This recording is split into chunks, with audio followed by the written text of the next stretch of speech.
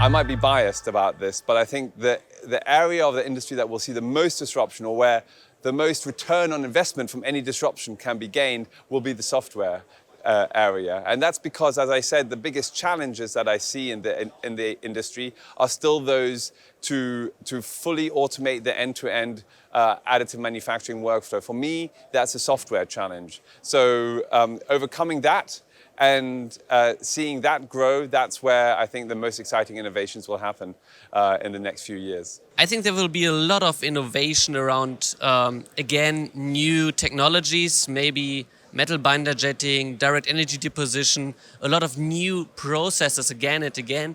And, that's the important side, the software to really leverage the capabilities and avoid the shortcomings. So I believe that we will much faster innovate than we have seen it that already in the last 15, 20 years, because there's so much power behind of connecting the actual real world with the digital world and make the new processes working much better, much faster. The industries where we will see most of the innovation with additive manufacturing, I think, are consumer products, are machinery and oil and gas. And for all of these industries, there's a different reason. For consumer products is, for example, the customization, where the 3D printing technologies get more accessible, the supply chains are better connected, meaning that we can have more cost-effective custom-made products to the customer, to the end-use customers. This is, for example, very interesting for retail sports companies.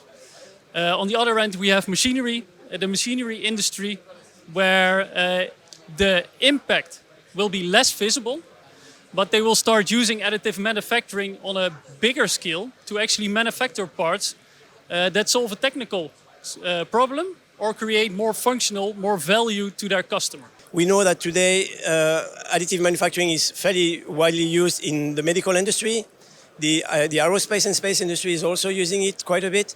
The next thing that is going to happen is the adoption and use of additive manufacturing by the automotive industry, thanks to new processes like metal binder jetting, where today metal additive manufacturing is just used for like fixtures and jigs and maybe some prototype parts.